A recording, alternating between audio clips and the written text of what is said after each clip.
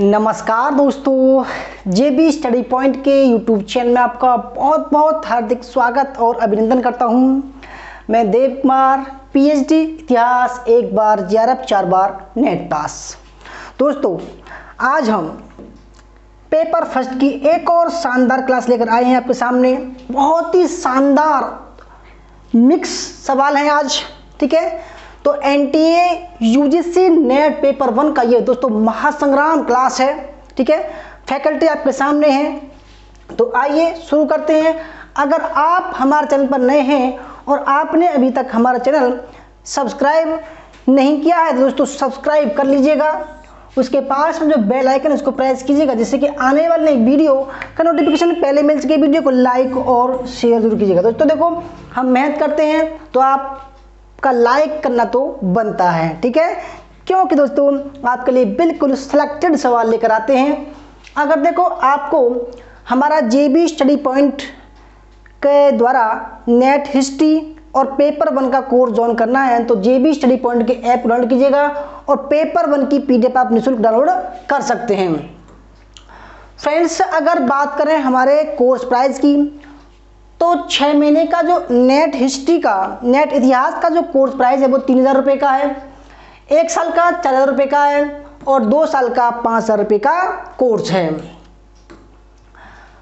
दोस्तों, हमने ये 3 बुक लॉन्च कर दी हैं। देखो, मैंने ही दोस्तों इनको लॉन्च किया है, ठीक है। भारत इतिहास प्रतिशत 1, प्राचीन भारत का इतिहास इस चैप्टर वाइज है, और ये मध्यकालीन भारत का इतिहास ये भी टॉपिक वाइज है। 3 बुक आपके सामने हैं। अगर किसी को ये बुक चाहिए तो 700 रुपये में आपको तीनों बुक जो है सेंड कर दी जाएंगी, ठीक है, 700 रुपये में। आइए अपने सवालों पर चलते हैं, जो बिल्कुल सिलेक्टेड सवाल हैं, बिल्कुल सिलेक्टेड दोस्तों, कह सकते हैं संभावना 99% है आने की। तो आइए अपने सवालों पर चलते हैं। बहुत ही शानदार लेवल है आज का। पहला सवाल है साइट शब्द का पूर्ण रूप क्या है, ठीक है। फुल नेम जो साइट है उसका फुल नेम क्या है। आपके सामने 4 ऑप्शन है और आपको इस सवाल में 20 सेकंड मिलेंगे, ठीक है। ढंग से देख लीजिएगा, बहुत ही बढ़िया सवाल है। पहला ऑप्शन है सैटेलाइट इंस्ट्रक्शन टेलीविजन एक्सपेरिमेंट। दूसरा सैटेलाइट इंडियन टेलीविजन एक्सपेरिमेंट। दूसरा सैटेलाइट इंस्ट्रक्शनल टीचर एजुकेशन या सैटेलाइट इंटरनेशनल टेलीविजन एक्सपेरिमेंट। दोस्तों साइट, देखो साइट, अगर इतिहास की विद्यार्थी हो तो आप सोचोगे भाई साइट का मतलब है कोई स्थल, वो स्थल नहीं है, ठीक है। साइट क्या है? एक सैटेलाइट है, ठीक है। सैटेलाइट का मतलब ऐसा दोस्तों कि एक सैटेलाइट सरकार ने 1975 में लॉन्च किया था, ठीक है, डीआरडीओ और इसरो ने मिलकर। उसका उद्देश्य क्या था कि भारत में कुछ ऐसे राज्य हैं घने जंगलों में, सुदूर दक्षिण में, कि दोस्तों वहां तक जो है शैक्षिक व्यवस्था पहुंचाना बड़ा ही मुश्किल है। तो सरकार ने क्या व्यवस्था की है कि उन क्षेत्रों में जो अति पिछड़े हैं, ठीक है, शैक्षिक दृष्टि से, आर्थिक दृष्टि से, तो वहां पर जो है इंटरनेट के माध्यम से, साइट के माध्यम से, चाहे वो दूरदर्शन हो, चाहे वो यूट्यूब हो, चाहे वो शैक्षणिक जो चैनल हो, उनके माध्यम से आप क्या कर रहे हैं दोस्तों, ऐसे क्षेत्रों में आप शिक्षा को बढ़ावा दे रहे हैं ऑनलाइन के माध्यम से, जहां पर शिक्षा पहुंचाना बड़ी मुश्किल है। तो उस सैटेलाइट का नाम है साइट। तो ये कई बार एग्जाम में आ चुका है, आने की संभावना 100% रहती है। तो दोस्तों आपने देखा कि साइट का मतलब क्या है, तो साइट का मतलब है satellite instructional television experiment. Television के माध्यम से दोस्तों वहां पर शैक्षिक चैनल चलाए जा रहे हैं ताकि वहां के विद्यार्थी भी पढ़ लिख सकें, ठीक है। देखो चित्र देखिए, ये सैटेलाइट है, ठीक है। भारत के सुदूर ऐसे क्षेत्रों में जहाँ पर शैक्षिक व्यवस्था पहुँचाना मुश्किल है, तो वहाँ पर सैटेलाइट के माध्यम से, इंटरनेट के माध्यम से, वहाँ पर जो है टेलीविजन के माध्यम से वहाँ पर शिक्षा व्यवस्था पहुँचाई जा रही है। ठीक है, 1975 में इसको लॉन्च किया था। समझ में आया तो लाइक कीजिएगा, बहुत शानदार सवाल है। दूसरा, फुल फॉर्म ऑफ ICSSR। बहुत बढ़िया दोस्तों, देखो जब आप अपना पीजी कंप्लीट करोगे, उसके बाद में जब आप हायर एजुकेशन की क्लास करोगे, चाहे वो एमफिल हो, चाहे पीएचडी हो, चाहे प्री पीएचडी हो, तो आपको ये मालूम पड़ेगा कि भाई ये संस्था जो है क्या कराती है। ये दोस्तों आपको फेलोशिप देती है। फेलोशिप बड़ी मोटी, 30,000, 40,000, 50,000 पर मंथ 5 साल तक के लिए। ठीक है, ये संस्था ICSSR UGC देती है। ठीक है, CSIR भी देती है।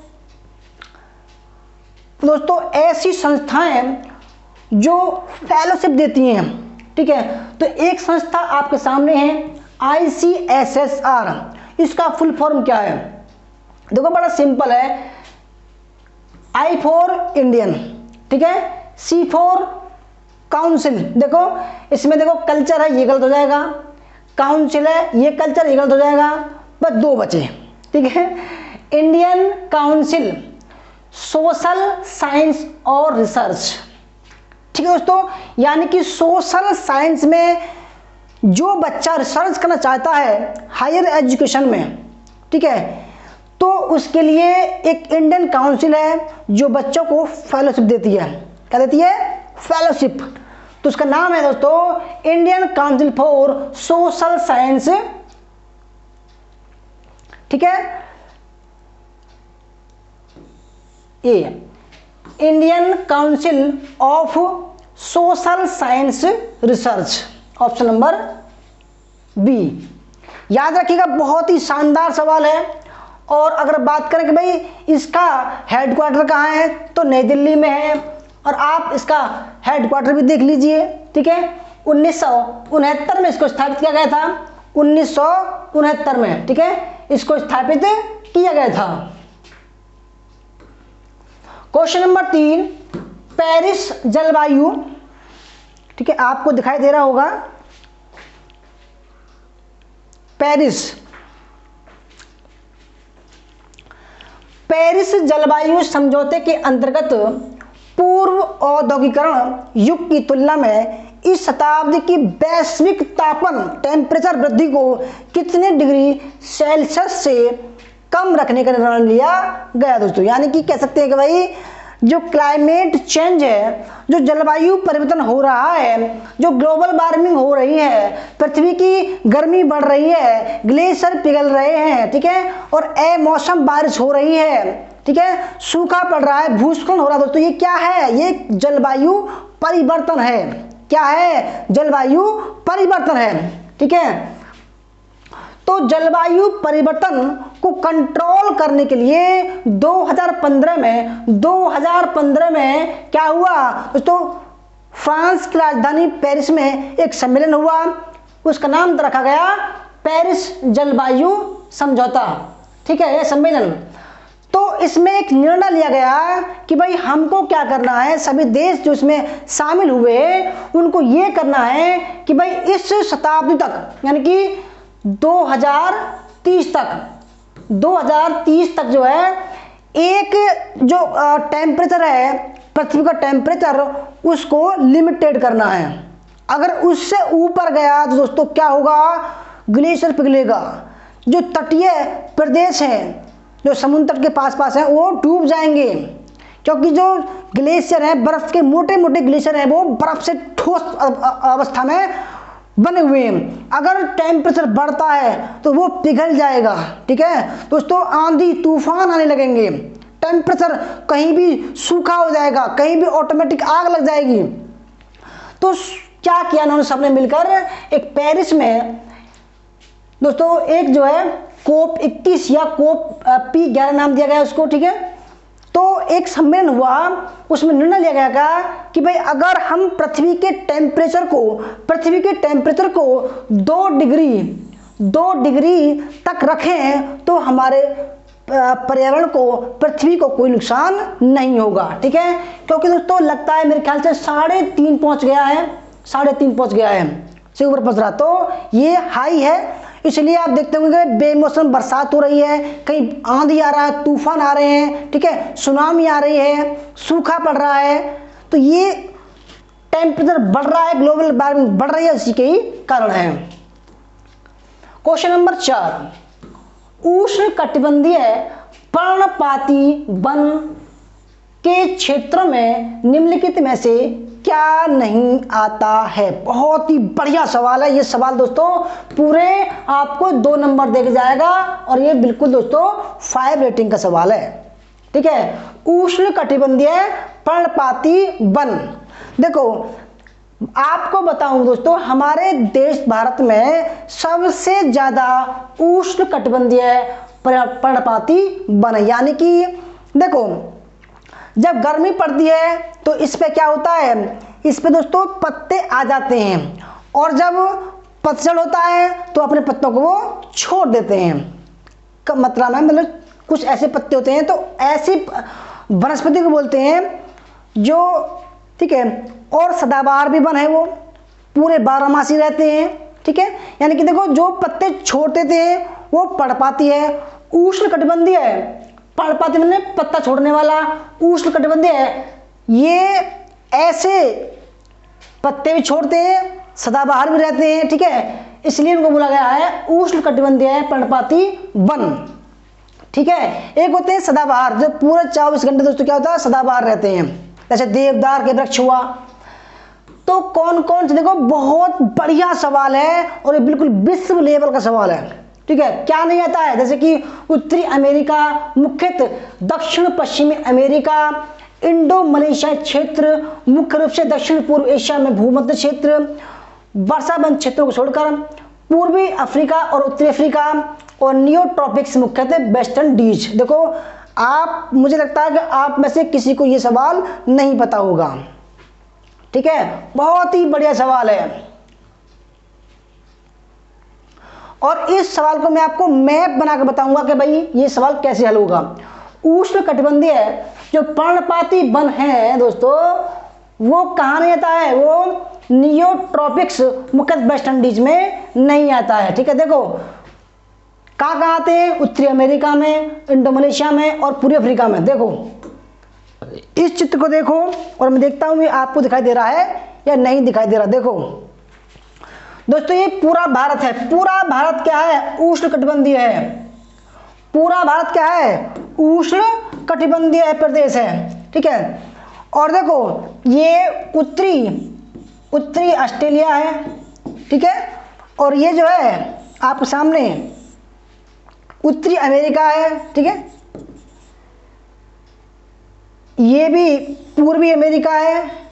ठीक है, यहाँ वेस्ट इंडीज है यहाँ पर, और देखो दोस्तों ये पूर्वी अफ्रीका है, ये पूर्वी अफ्रीका है, ये वाले। तो आपके सवाल में देखो ये भी था, ठीक है, ये भी है, ये भी है और ये भी है। क्या नहीं था, वेस्ट इंडीज नहीं था। ठीक है, वेस्ट इंडीज कहाँ है, वेस्ट इंडीज है यहाँ पर, बिल्कुल दोस्तों बीच है, बीच में। ठीक है, आप समझ रहे होंगे। आइए क्वेश्चन नंबर 5 देखते हैं। क्वेश्चन नंबर 5 है, ज्ञान के एक विशिष्ट क्षेत्र में विशेषज्ञों के एक समूह ने, आपके सामने चित्र है, ये अपने सब्जेक्ट में महारत हासिल है इनको, एक दोस्तों विशेषज्ञ है ये, ने एक जगह बैठे हुए हैं, इकट्ठा किया और एक नए पाठ्यक्रम के लिए एक पाठ्यक्रम तैयार किया। इस प्रक्रिया को करार दिया जा सकता है। भाई एक टॉपिक है कि भाई हम पाठ्यक्रम को बना रहे हैं, फ्रेमवर्क बना रहे हैं, तो ये जो कुछ होगा, यानी कि एक जगह इकट्ठा किए सभी विद्वानों को और उस पर सभी लोगों की राय पूछी जाएगी, और जो भी कुछ लोग आएंगे वो मंच पर बोलेंगे कि भाई उसको ऐसा करना चाहिए, उसको ऐसा करना चाहिए। देखो तो उसको क्या बोलेंगे, देखो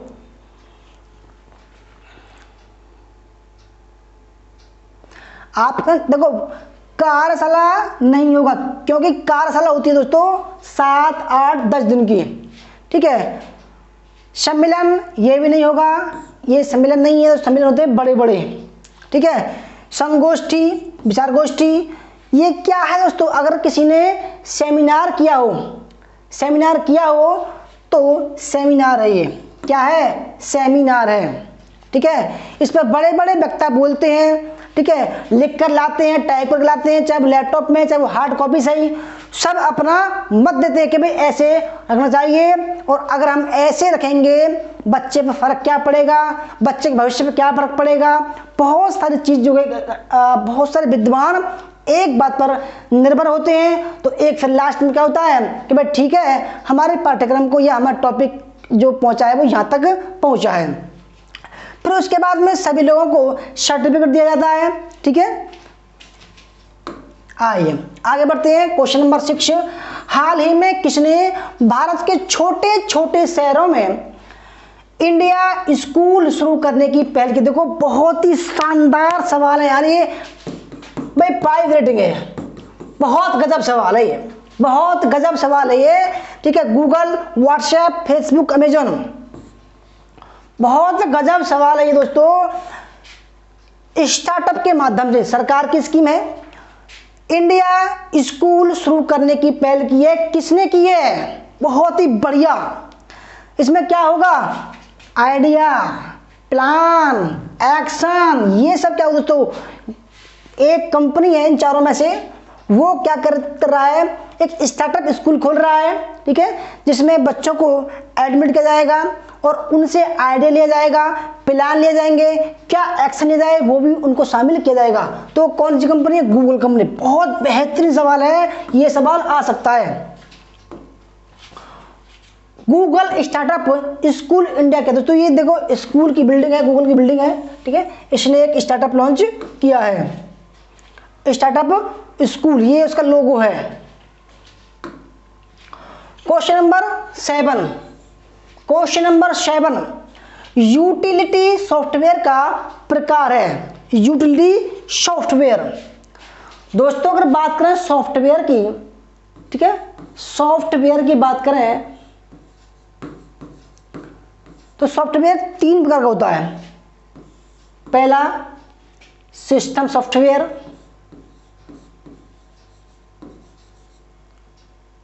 ठीक है, एप्लीकेशन सॉफ्टवेयर, और तीसरा है आपका यूटिलिटी सॉफ्टवेयर।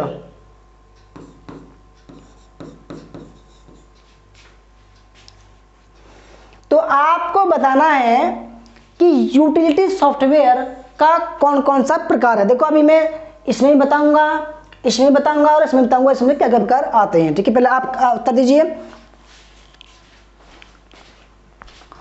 और बताते रहिए भाई क्लास कैसी लग रही है आपको हमारी।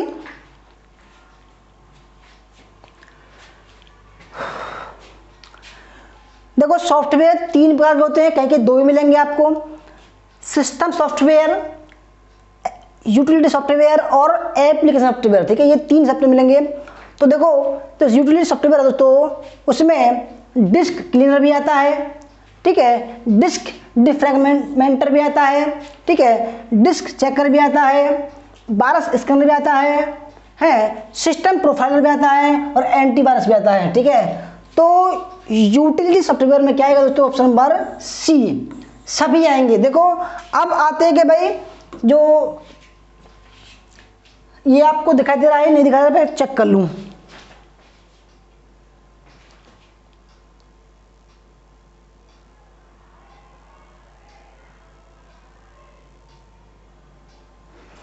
अब देखिए दोस्तों, type of software, type of software, software के प्रकार। सॉफ्टवेयर 3 प्रकार के होते हैं, सिस्टम सॉफ्टवेयर, ठीक है, एप्लीकेशन सॉफ्टवेयर और तीसरा आपका यूटिलिटी सॉफ्टवेयर। आगे से ध्यान रखना 3 है, ये भी सवाल में आ चुका है आपके एग्जाम में कि भाई कितने प्रकार के होते हैं, सिस्टम, एप्लीकेशन, यूटिलिटी। यही पूछता है कि इन 4 ऑप्शन में से कौन सा सॉफ्टवेयर का प्रकार नहीं है, ये पूछता है। फिर इसमें से पूछ सकता है तो देखो एग्जाम्पल, सिस्टम सॉफ्टवेयर दो प्रकार का होता है। सिस्टम सॉफ्टवेयर दो प्रकार का होता है। पहला ऑपरेटिंग। ऑपरेटिंग मतलब दोस्तों देखो सिस्टम का मतलब होता है जैसे कि कंप्यूटर हुआ, लैपटॉप हुआ, टैबलेट हुआ, ये सिस्टम होते हैं। तो सिस्टम में भी जो सॉफ्टवेयर होते हैं वो दो प्रकार के होते हैं। पहला है ऑपरेटिंग, जैसे कि विंडो, ठीक है, एक्सपी 2008, 2010, 11, 12, ठीक है, विस्टा, ये क्या हो गया, ऑपरेशन सिस्टम हो गया। ठीक है, जैसे कि विंडोज, यूनिक्स, लाइनेक्स, अबेंटू और मैक ओएस जो आपके फोन में होता है, इन एप्पल में होता है, ये एप्पल में। ठीक है, ये क्या हो गया, ये ऑपरेटिंग सिस्टम के एग्जाम्पल हैं। अब एक होता है लैंग्वेज ट्रांसलेटर। क्या होता है, लैंग्वेज ट्रांसलेटर, यानी कि दोस्तों आप देखो कीबोर्ड से टाइप करते हैं, ठीक है, तो कंप्यूटर ये समझता है कि क्या कह रहा है, वो होता है लैंग्वेज ट्रांसलेटर। जैसे कि कंपाइलर, असेंबलर और इंटरप्रेटर। देखो ये भी सवाल में आ चुका है कि भाई जो लैंग्वेज ट्रांसलेटर होते हैं वो कौन कौन से होते हैं, याद रखिएगा, कंपाइलर, असेंबलर और इंटरप्रेटर। ये क्या करते हैं, ये आपकी भाषा को मशीनी भाषा में चेंज करते हैं। आप जो सोचते हो वो कीवर्ड प्रेस करते हो, परंतु दोस्तों ये जो होते हैं ये आपकी भाषा को मशीनी भाषा में चेंज करते हैं ताकि कंप्यूटर समझ सके। ठीक है, दूसरा टाइप है एप्लीकेशन सॉफ्टवेयर। इसमें क्या होता है, जैसे कि वर्ड प्रोसेसर आ गया, स्प्रेडशीट हो गया, डाटाबेस हो गया, अकाउंटिंग आ गया, पेज मेकर आ गया, कोड आ गया। ये जो सॉफ्टवेयर होते हैं भाई आपके फोन में होते हैं ऐप, ठीक है, इसी प्रकार कंप्यूटर में होते हैं software. Word, PowerPoint, MS Excel, ये सब क्या है, सॉफ्टवेयर है दोस्तों। ठीक है, एप्लीकेशन। अब एक होता है यूटिलिटी सॉफ्टवेयर, ठीक है, जैसे कि एंटीवायरस हो गया, बैकअप प्रोग्राम हो गया, फाइल मैनेजर हो गया। ठीक है, इसके बाद में disk cleaner, disk checker, virus scanner, system profiler, antivirus और डिस्क डिफ्रैगमेंटर। ठीक है, अब ये मत कहना कि भाई सर आपने ये नहीं बताया। देखो एक सवाल आपका 100% बिल्कुल ठीक होगा। ठीक है, 100% ठीक होगा आपका सवाल। आइए आगे बढ़ते हैं। देखो ये सॉफ्टवेयर है, गूगल, ये सब सॉफ्टवेयर। ठीक है, आइए आठवां सवाल आपके सामने है। अगर देखो दोस्तों वीडियो अच्छी लग रही हो तो लाइक कीजिएगा, शेयर कीजिएगा। ठीक है, क्योंकि देखो हमारी मेहनत लगती है। अच्छा, माइक्रो कंप्यूटर का विकास कौन से दशक में आईबीएम का फुल फॉर्म में आया था दोस्तों। ठीक है, इंटरनेशनल बिजनेस मशीन। देखो मैं इतने आसानी से आपको इसलिए पढ़ा रहा हूं क्योंकि मैं कंप्यूटर और हार्डवेयर एंड सॉफ्टवेयर इंजीनियर हूं। ठीक है, पीएचडी के साथ में दोस्तों मैंने इसका डिप्लोमा किया है। तो माइक्रो कंप्यूटर का विकास कौन से दशक में आईबीएम, ये फुल फॉर्म आ चुकी है, ने आरंभ किया, 1974, 75, 70 या 97 में।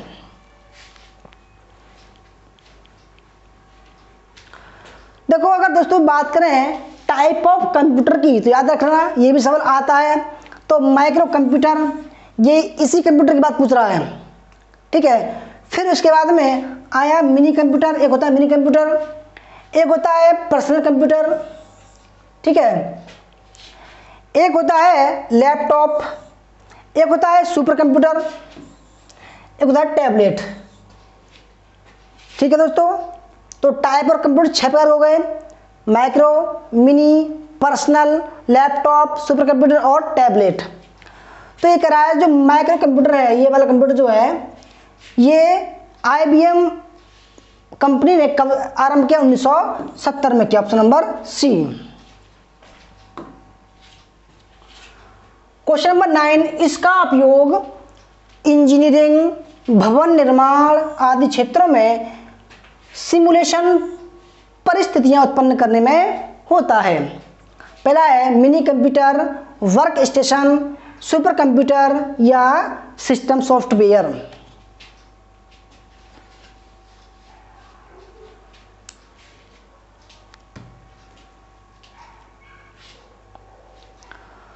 तो दोस्तों देखो, कंप्यूटर के प्रकार आपने देख लिए, परंतु सवाल दूसरा है। सवाल है इसका प्रयोग जो है इंजीनियरिंग भवन निर्माण क्षेत्र में किया जाता है और सिमुलेशन परिस्थितियां उत्पन्न करने में होता है। राइट आंसर आपका वर्क स्टेशन। तो वर्क स्टेशन, ठीक है, वर्क स्टेशन। देखो अगर बात करें भाई टाइप ऑफ कंप्यूटर की और विस्तृत करते हैं इसको, तो एनालॉग, ठीक है, हाइब्रिड और डिजिटल, ये 3 प्रकार है, 3 पीढ़ी हैं आपकी, ठीक है, एनालॉग, हाइब्रिड और डिजिटल। एनालॉग में मेजर करते हैं प्रेशर, टेम्परेचर, वॉल्यूम, ठीक है, और जो हाइब्रिड कंप्यूटर होते हैं उसमें combination of analog and digital computer, यानी कि इसका और इसका कॉम्बिनेशन होता है। अगर बात करें डिजिटल कंप्यूटर की, तो उसमें ऑपरेटेड बाय बाइनरी नंबर, 0 और 1 नंबर होते हैं केवल इसमें। जैसे कि इसके प्रकार हैं सुपर कंप्यूटर, ठीक है, main frame computer, mini computer और माइक्रो कंप्यूटर। मिनी कंप्यूटर में work station, game PC, high configuration laptop PC. देखो मैंने आपको बताया पिछले सवाल में, देखो इसलिए लाया हूँ मैं इसको, कि जो वर्क स्टेशन है, ठीक है, तो वर्क स्टेशन जो है वो मिनी कंप्यूटर के अंतर्गत में आता है, ठीक है, मिनी कंप्यूटर के अंदर। आइए क्वेश्चन नंबर 10, निम्न में से किसके मापन में, ठीक है, निम्न में से किसके मापन में कार्बन डाइऑक्साइड, मीट्रिक इलेक्टेंट, CO और 6 प्राथमिक हरित गैसों को मीट्रिक टन में मापा जाता है? Carbon tax, carbon credit, carbon पृथक्करण या कार्बन ऑफसेट। दोस्तों देखो चित्र आपके सामने है, कार्बन उत्सर्जन ये नाप रहे हैं, ठीक है, तो इसमें क्या है, जैसे कि धुआं निकल रहा है, धुआं काउंट हो रहा है, और ये बिजली जो है काउंट हो रही है, कार्बन उत्सर्जन इससे हो रहा है, कार्बन उत्सर्जन, ठीक है, कार्बन उत्सर्जन, ठीक है। तो क्या हो रहा है, निम्न में से किसके मापन में कार्बन डाइऑक्साइड, मीट्रिक इक्विवेलेंट और 6 प्राथमिक हरित गैसों को मीट्रिक टन में मापा जाता है? देखो कार्बन उत्सर्जन में क्या है, केवल कार्बन डाइऑक्साइड मीट्रिक टन में नापते हैं।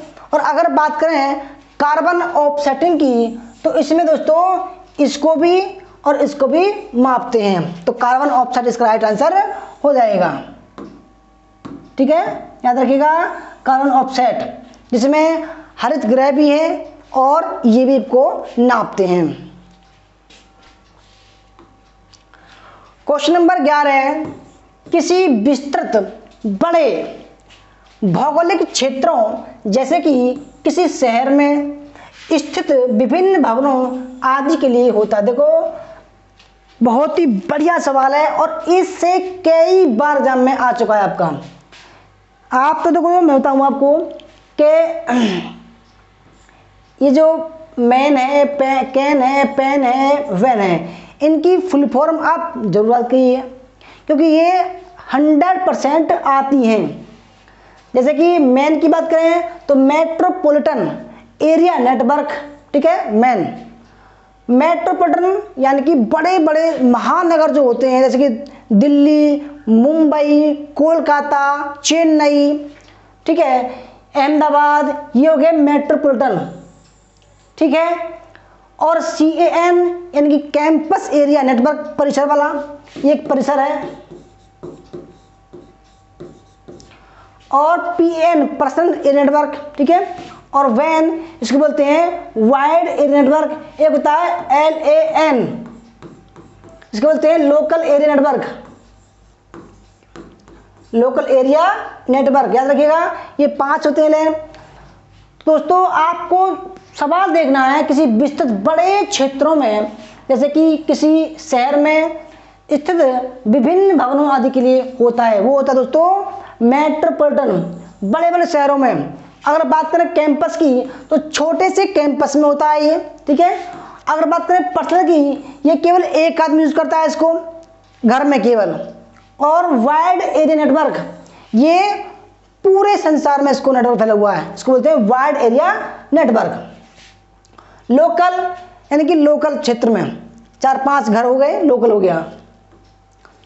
देखो मेट्रोपॉलिटन एरिया नेटवर्क क्या होता है, जैसे कि दोस्तों ये एक सर्वर है, ठीक है, ये किसी कंपनी की सर्वर है और ये कंपनी जो ब्रांच है, ठीक है, ये यहाँ पर है इस परिसर में, इस परिसर में, इसमें, इसमें और इसमें और इसमें, ठीक है। ये बड़ा शहर है और बड़े शहर में किसी कंपनी ने एक ब्रांच खोल रखी है, तो उस ब्रांच के द्वारा तो सबको मैनेज करता है ये चीज़, तो उस चीज़ को बोलते हैं मेट्रोपॉलिटन एरिया नेटवर्क, ठीक है।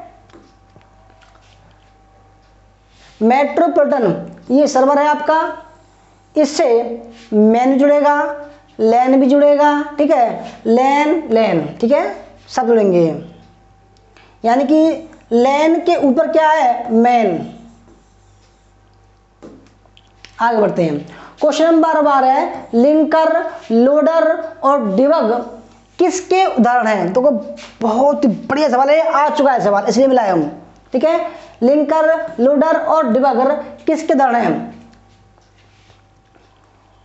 देखो लिंकर आपके सामने ये रहा, ठीक है, लोडर ये रहा। पहला ऑप्शन है compiler, assembler, cell, interpreter.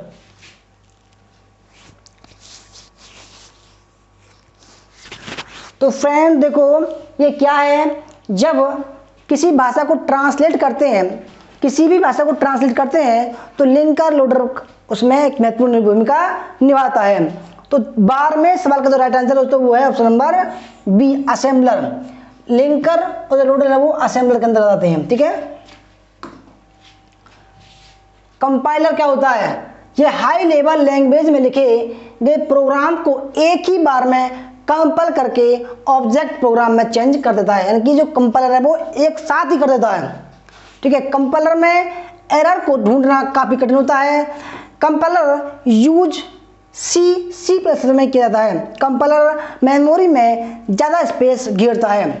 Interpreter यह प्रोग्राम को लाइन बाय लाइन ट्रांसलेट करता है, वह एग्जीक्यूट करता है। इंटरप्रेटर में एरर को ढूंढना काफ़ी आसान होता है। Interpreter use Ruby, Python, Perl, PHP, Lisp में किया जाता है। इंटरप्रेटर मेमोरी में कम स्पेस घेरता है क्योंकि यह कोई ऑब्जेक्ट फाइल नहीं बनाता है, ठीक है। यानी कोई कार्य कर रहा है दोस्तों, ये उसकी कॉपी नहीं बना रहा है, जबकि ये कॉपी बनाता है। असेंबलर एक प्रोग्राम या ट्रांसलेटर है जो असेंबली लैंग्वेज में लिखे गए प्रोग्राम को मशीन लैंग्वेज में चेंज करता है। असेंबली लैंग्वेज को दोस्तों क्या करता है असेंबलर, मशीन लैंग्वेज में चेंज करता है। ये आ चुका है एग्जाम में। क्या असेंबलर का कार्य क्या है, असेंबलर का कार्य है कि असेंबली लैंग्वेज को मशीन लैंग्वेज में के लिए ट्रांसलेट करना। एरर को ठीक करने में परेशानियों का सामना करना पड़ता है। असेंबलर का यूज असेंबली लैंग्वेज में किया जाता है, इसमें कम मेमोरी स्पेस की जरूरत पड़ती है क्योंकि दोस्तों ये केवल ट्रांसलेट कर रहा है। तो आपने देखा कि ये इसके दोस्तों नोट्स आप जरूर बना लीजिएगा, और अगर किसी को PDF चाहिए तो JB स्टडी पॉइंट के ऐप डाउनलोड कीजिएगा, तुरंत आपको PDF डाउनलोड हो जाएगी। आइए क्वेश्चन नंबर 13, बहुत ही बढ़िया सवाल। देखो अब आया मजा, अब आएगा मजा जब आप और हम, बहुत ही बढ़िया, बहुत ही बढ़िया भाई। यदि ए बी का भाई हो, देखो आप जान लो दोस्तों, अगर ऐसा ब्लड रिलेशन का कुछ सवाल आ जाए तो आप अपने आप को यहाँ मानो, आप बहन, कोई भी भाई, ठीक है, वो एक पीढ़ी में आएंगे, ठीक है। पापा मम्मी दूसरी पीढ़ी में, पापा मम्मी चाचा ताऊ बुआ फूफा, ये एक दूसरी पीढ़ी में है, एक पीढ़ी दूसरी पीढ़ी, और तीसरी पीढ़ी है उसमें दादा दादी नानी नाना, ठीक है, इससे मामा भी आएगा। अब देखो दोस्तों, आप यहाँ हैं, अब सवाल करो आप, यदि ए बी का भाई है, ए बी का भाई हो तो भाई बहन एक पीढ़ी में आ गए, इसको मिटा दूं मैं, ठीक है, क्योंकि हम सवाल आपको सॉल्व करेंगे। देखो दोस्तों, ए बी का भाई हो, अगर बहन आए तो इस तरीके से करना, भाई है तो इस तरीके से करना, ठीक है। ए बी का भाई हो, ए जो है बी का भाई, यानी कि ए भाई है बी का,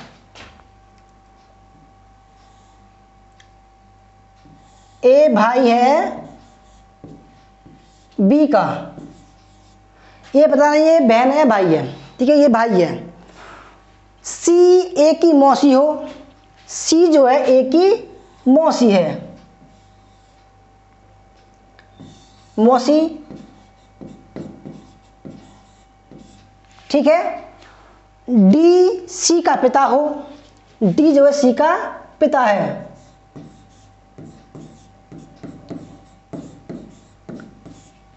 क्योंकि दोस्तों मौसी का पिता उससे ऊपर वाली पीढ़ी में आएगा, है ना।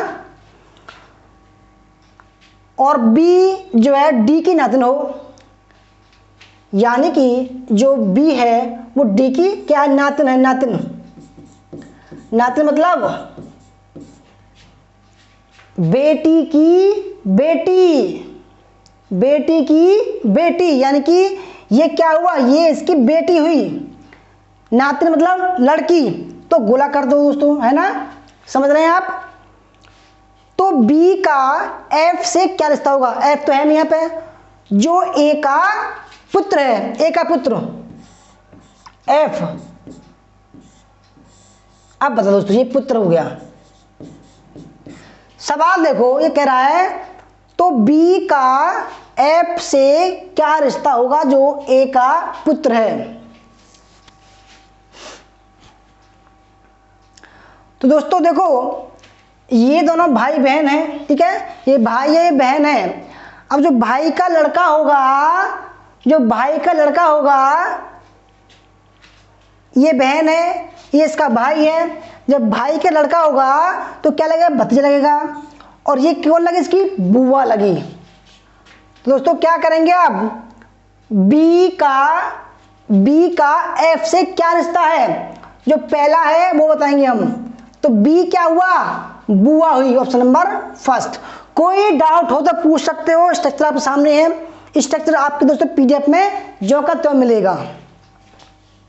आइए क्वेश्चन नंबर 14 है, एक आदमी ने अपनी बेटी का विवाह अपनी मामी के बेटे से कर दिया, ठीक है। दामाद पहले उस आदमी को क्या कहकर पुकारता था।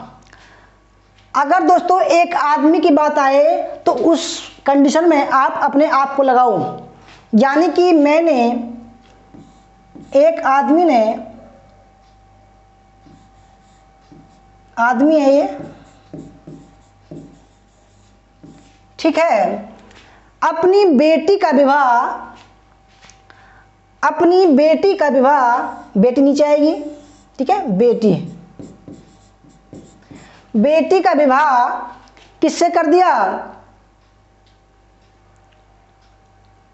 एक आदमी ने अपनी बेटी का विवाह अपनी मामी मतलब अपनी एक पीढ़ी से ऊपर, यानी कि पापा मामी मामा, तो एक पीढ़ी से ऊपर कर दिया। तो यहाँ पर क्या है, कौन कौन आते हैं, पापा आते हैं, मम्मी आती है, मामा आते हैं, मामी आती है, ठीक है, चाचा आते हैं और चाची आते हैं। तो हमको क्या करना है, हम करना है मामा का बेटा। तो मामा हुआ, ठीक है, मामा।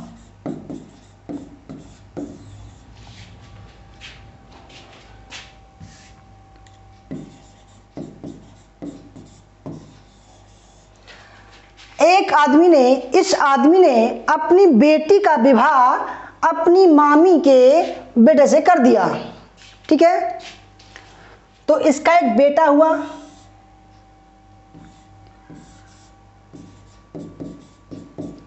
ठीक है।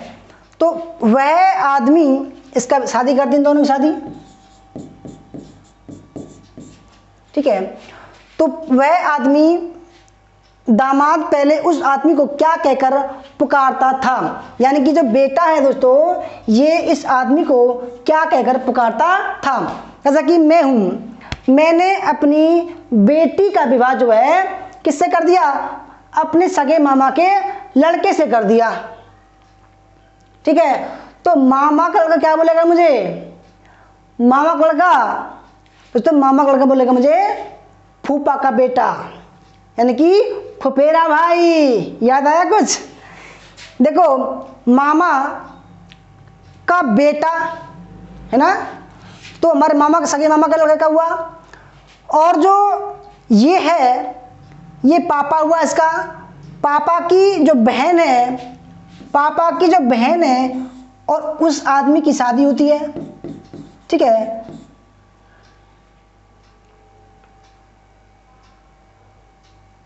नहीं, एक मिनट। देखो, एक आदमी ने अपनी बेटी का विवाह अपनी मामी के लड़की से कर दिया। तो ये लड़का, मतलब हमारे मामा का लड़का हमको क्या बोलेगा, तो फुफेरा भाई बोलेगा। ऑप्शन नंबर बी, फुफेरा भाई। तो ये बोलेगा इसको फुफेरा भाई, ये बोलेगा फुफेरा भाई,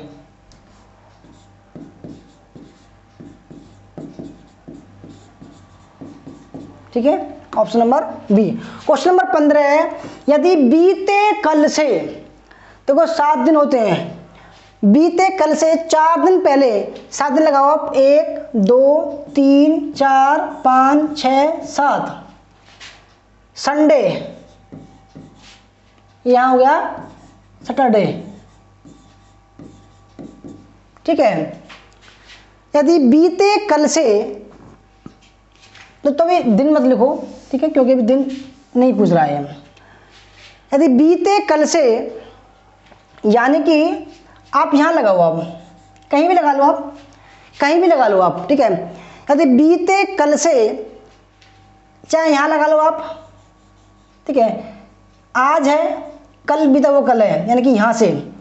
यदि बीते कल से 4 दिन पहले, यानी कि 1 2 3 4 यहां पर आया, रविवार था, यहां संडे था, ठीक है।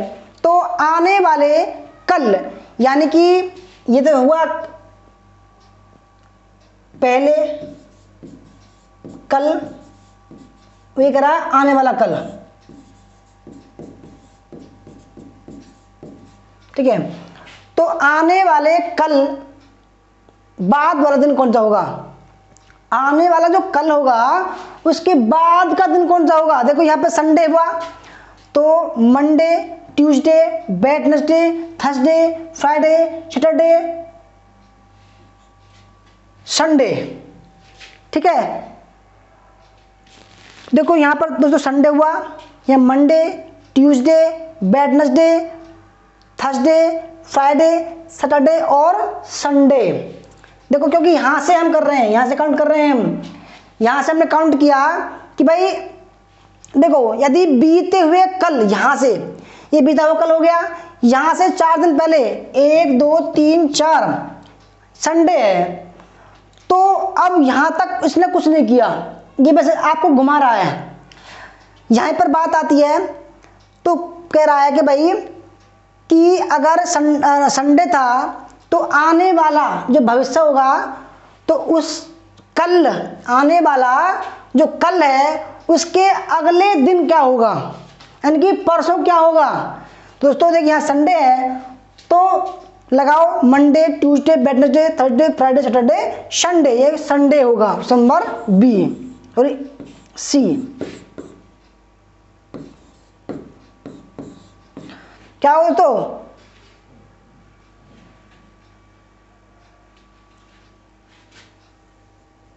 इसमें सी होगा, ठीक है, सी। आगे बढ़ते हैं।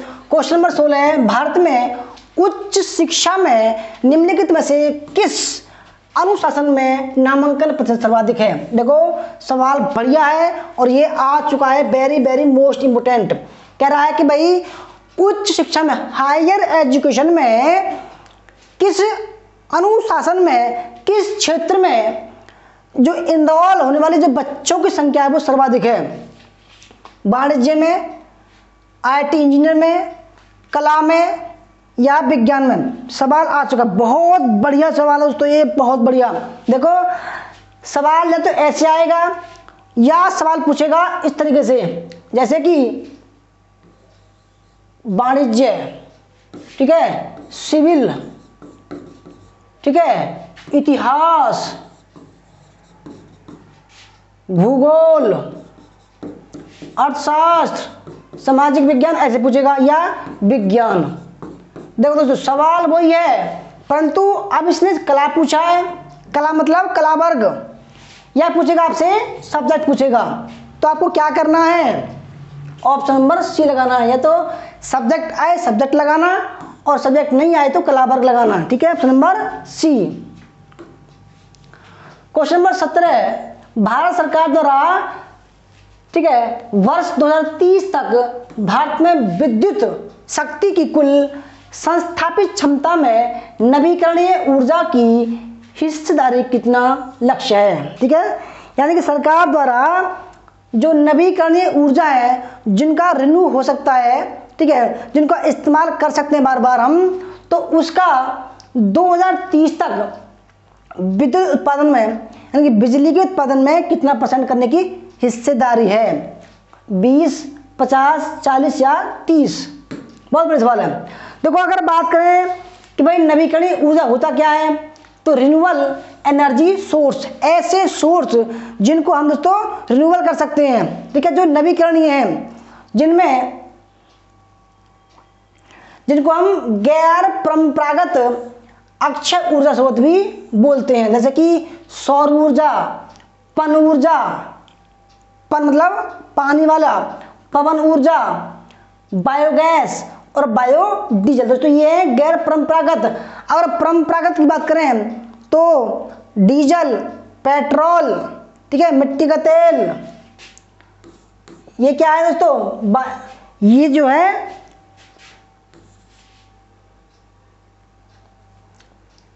परंपरागत होते हैं। और गैर परंपरागत, देखो दो सवाल हैं, नवीकरणीय और गैर परंपरागत तथा अक्षय ऊर्जा स्रोत, ठीक है, जिनका क्षय नहीं हो, जैसे कि दोस्तों आप ये देखो, पेट्रोल से बिजली बनाओ आप, कोयले से बिजली बनाओ आप, तो कोयला एक बार जलने के बाद में दोबारा उसको काम नहीं कर सकते आप, जबकि सौर ऊर्जा लगातार दोस्तों सूरज देता रहता है, ठीक है, लगातार आप इसके माध्यम से उसको लगातार दोस्तों कर सकते हो, उसको हम बदल सकते हो, ठीक है, इन्वर्टर में, बीटर में, सब में बदल सकते हो आप, ठीक है। तो राइट आंसर इसका 40%, ऑप्शन नंबर सी, ठीक है।